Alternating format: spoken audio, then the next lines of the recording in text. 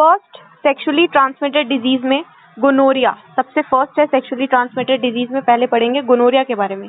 Gonorrhoea still remain an important health problem. Gonorrhoea क्यों होता है? Causative organism is Neisseria gonorrhoeae, a gram negative diplococcus. ये क्या है? ग्राम नेगेटिव डिप्लोकोकस है। इंक्यूबेशन पीरियड क्या है? 3 to 7 डेज। 3 से 7 दिन के अंदर ही सिम्टम्स पेशेंट में आना स्टार्ट हो जाते हैं। 3 to 7 डेज। ये सेक्सुअली ट्रांसमिटेड डिजीज है। 3 to 7 डेज में ही सिम्टम्स आना स्टार्ट हो जाते हैं। ठीक है। और the principal site of invasion is the columnar and transitional epithelium of genito urinary tract. तो कौन से सेल्स को इन्वॉल्व कर रही हैं? कोलोमनार सेल, कोलोमनार और transitional epithelium of genito urinary tract. As such, the primary site of infection are endocervix को involve करती है, यूरेथ्रा को, endocervix, urethra, Skene's gland, Bartholin gland. ठीक है। तो मेन क्या करती है? एंडोसर्विक्स को इन्वॉल्व कर रही है। एंडोसर्विक्स गोनोरिया जो है वो कहाँ पे होगा? एंडोसर्विक्स में। ठीक है। यूरेथ्रा, एंडोसर्विक्स में, यूरेथ्रा में, स्कीनीज ग्लैंड और बार्थोलिन ग्लैंड में। ठीक है। Specific primary site of infection, इसका मेन साइट तो यही है। The organism may be localised in lower genital tract to produce urethritis, bartholinitis, cervicitis. यहाँ पे ये क्या कराएगी? यूरेथ्रा में इन्फेक्शन करके यूरेथ्राइटिस, बार्थोलिन ग्लैंड में बार्थोलिनाइटिस, सर्विक्स में, एंडोसर्विक्स में इन्फेक्शन करके cervicitis. Other site of infection are oropharynx पे भी इन्वॉल्व कर सकती है। Oropharynx, anorectal region and conjunctiva, conjunctiva पे भी ये इन्फेक्शन कर सकती है। तो ओरोफैरिंक्स, ठीक है, ओरोफैरिंक्स, एनोरेक्टल रीजन अपना एनस वाला रीजन, ठीक है, और कंजंक्टिवा, तो ये भी अदर साइट ऑफ इन्फेक्शन है इसका। As squamous epithelium is resistant to gonococcal invasion, vaginitis in adult is not possible. तो क्या एक मेन चीज क्या लिखी है? क्योंकि स्क्वैमस एपिथेलियम जो है वो रेजिस्टेंट है, स्क्वैमस एपिथेलियम जो है वहां पे गोनोरिया का इन्फेक्शन नहीं होता है, तो वजाइनाइटिस जो है, वजाइना का इन्फ्लेमेशन जो है वो नहीं देखने को मिलता है। It is not possible. तो principal site of gonorrhoea, Neisseria gonorrhoeae का प्रिंसिपल साइट कहाँ है? कोलोमनार और ट्रांजिशनल एपिथेलियम में। ठीक है। कोलोमनार और ट्रांजिशनल एपिथेलियम को ये इन्वॉल्व करती है। ठीक है, ये हो गया। It is not in about 15% of untreated cervicitis, gonococcal infection may ascend up to produce acute pelvic inflammatory disease। तो अगर सर्विसाइटिस, एंडोसर्विसाइटिस तुमने सही नहीं किया तो वो इन्फेक्शन जो है वो असेंड करके ऊपर की तरफ जाएगी और पेल्विक इन्फ्लामेटरी डिजीज होने की चांसेस है। पेल्विक इन्फ्लामेटरी डिजीज क्या होता है? अभी अभी पढ़ा है। पेल्विक इन्फ्लामेटरी डिजीज मतलब अपर जेनाइटल ऑर्गन्स है ना, अपर जेनाइटल ट्रैक्ट इन्फेक्शन, जैसे कि यूटरस, फैलोपियन ट्यूब्स, ठीक है, ओवरीज, इन सबको इन्वॉल्व कर लेगी असेंड होके। ठीक है। अगर सर्विसाइटिस को ठीक नहीं करा तो rarely it may also produce septicaemia with distance involvement to cause tenosynovitis and septic arthritis. तो रेयरली सेप्टिसीमिया हो जाएगा और अर्थराइटिस की कंडीशन भी देखने को मिल सकती है। ठीक है, rarely. Upper genital organs are involved as the infection spread along the spermatozoa. तो अपर जेनाइटल ऑर्गन्स कैसे इन्वॉल्व हो रहे हैं? जैसे जैसे सेक्सुअली, क्योंकि ये सेक्सुअली ट्रांसमिटेड डिजीज है, सेक्सुअल इंटरकोर्स होगा तो स्पर्म्स जो है वो ऊपर की तरफ असेंड करेंगे, तो स्पर्म्स के साथ साथ ये गोनोरिया जो है वो भी असेंड करेगा और अपर जेनाइटल ऑर्गन्स को इन्वॉल्व कर लेगा। ठीक है। Gonococci attach to the spermatozoa and are being carried up. Endometritis and salpingitis बहुत ज्यादा कॉमन है गोनोरिया के इन्फेक्शन में। एंडोमेट्रियम इन्वॉल्व हो जाता है, फैलोपियन ट्यूब इन्वॉल्व हो जाता है, तो एंडोमेट्राइटिस और सैल्पिंजाइटिस देखने को मिलता है। It should be remembered that निजेरिया गोनोरी is often present with other sexually transmitted disease and women with gonorrhea are considered to be at risk for incubating syphilis। तो जिसको गोनोरिया होता है हमें पता होना चाहिए कि गोनोरिया अगर किसी को हो रखा है तो उसको सिफिलिस होने की भी टेंडेंसी रहेगी, सिफिलिस भी होने की चांसेस उसको रहेगी, रिस्क में है वो। ठीक है। 1/3 of such cases are associated also with chlamydia infection, और क्लमाइडिया होने के भी चांसेस होंगे। सिफिलिस, क्लमाइडिया, ये सारे इन्फेक्शन होने के भी चांसेस होंगे। अब क्लिनिकल फीचर्स क्या है? ठीक है, तो ये हमने तो पढ़ लिया प्राइमरी साइट ऑफ इन्फेक्शन इसका कहाँ कहाँ पे है। ठीक है, प्राइमरी साइट ऑफ इन्फेक्शन पढ़ा।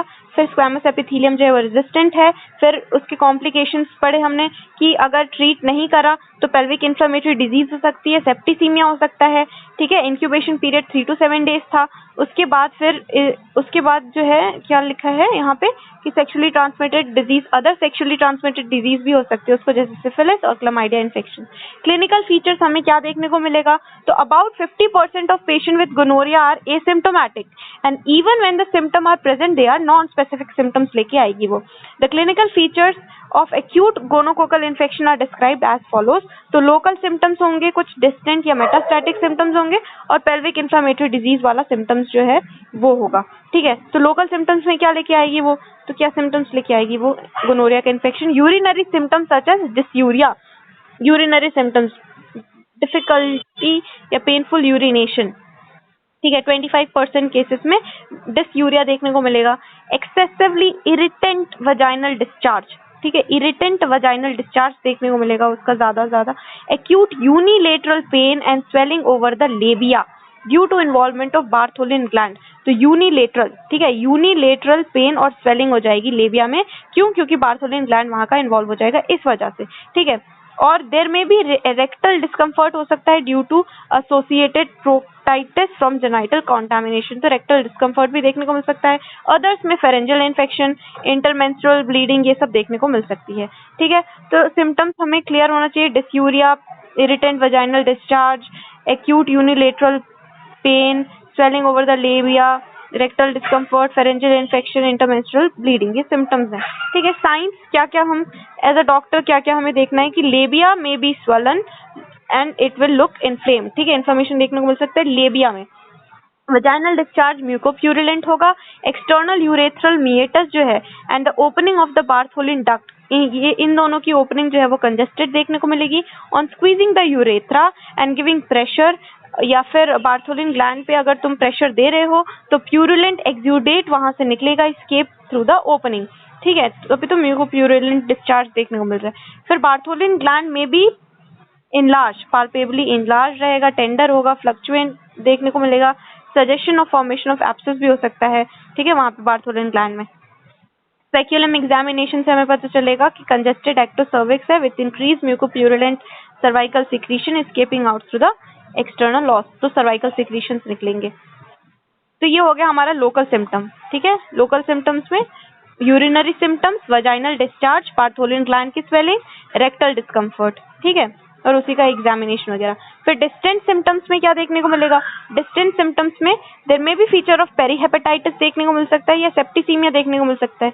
पेरीहेपेटाइटिस क्यों, result from the spread of infection to the liver capsule, अगर लिवर कैप्सूल जो है वो इन्वॉल्व हो गया है तो पेरीहेपेटाइटिस देखने को मिलेगा, ठीक है। There is formation of adhesion with the abdominal wall. This is not infrequently associated with acute PID. ठीक है, तो adhesions भी बन सकते हैं abdominal wall में। तो distant का मतलब ही है कि infection जो है वो spread हो चुका है। कहाँ पे spread हो सकता है, या तो liver में हो गया जिसको पेरीहेपेटाइटिस कह रहे हैं, या फिर abdominal wall के अंदर adhesions देखने को मिल सकते हैं, या फिर सेप्टिसीमिया हो सकता है। अगर सेप्टिसीमिया हुआ है पेशेंट में तो हमें कैसे पता चलेगा, लो ग्रेड फीवर होगा उस इंसान को, पॉलीआर्थ्रैल्जिया, टीनोसाइनोवाइटिस, सेप्टिक अर्थराइटिस, स्किन पे रैश, एंडोकार्डाइटिस, मेनिंजाइटिस, पेरीहेपेटाइटिस, ये सब सारी कंडीशन देखने को मिलेगी सेप्टिसीमिया वाले की, स्प्रेड पूरी जनरलाइज सिम्टम्स देखने को मिलेंगे, ठीक है। कॉम्प्लिकेशंस क्या हो सकता है भाई, एक्यूट पेल्विक इन्फ्लेमेशन, ये सब हो सकता है, infertility, ectopic pregnancy, dyspareunia, chronic pelvic pain, Bartholin gland abscess, tubo ovarian mass, तो ये सब जो है वो कॉम्प्लिकेशन है इसका, ठीक है। इनफर्टिलिटी हो जाएगी, एंडोमेट्राइटिस, इन सब की वजह से इनफर्टिलिटी, एक्टोपिक प्रेगनेंसी हो सकती है, क्रॉनिक पेल्विक पेन रहेगा, ठीक है, डिस्पेरियूनिया, डिफिकल्टी इन सेक्सुअल इंटरकोर्स, ये सब देखने को मिलेगा, कॉम्प्लिकेशन है ये, ठीक। डायग्नोसिस कैसे करेंगे, तो NAAT of urine, nucleic acid amplification testing, nucleic acid amplification testing, NAAT, gonorrhoea को टेस्ट करने के लिए NAAT ऑफ यूरिन और endocervical discharge is done. First void morning urine sample हम लेते हैं और at least 1 hour since the last void sample should be tested. NAAT is very sensitive and very specific test for gonorrhoea, ठीक। तो acute case में, acute phase में secretion from urethra, Bartholin gland, endocervix, ये सब कलेक्ट करके और वहां से हम ग्राम स्टेनिंग कल्चर कर लेंगे। निजेरिया गोनोरी के लिए हमें पता चल जाएगा कि यही है ना। Presumptive diagnosis is made following detection of gram-negative intracellular diplococci on staining, culture of the discharge in Thayer-Martin medium. Further confirm है ना, तो मीडियम का नाम लिखा है Thayer-Martin medium. ठीक है, तो इससे हमें कंफर्म डायग्नोसिस हो जाएगा. अब ट्रीटमेंट अपन देख लेंगे खुद.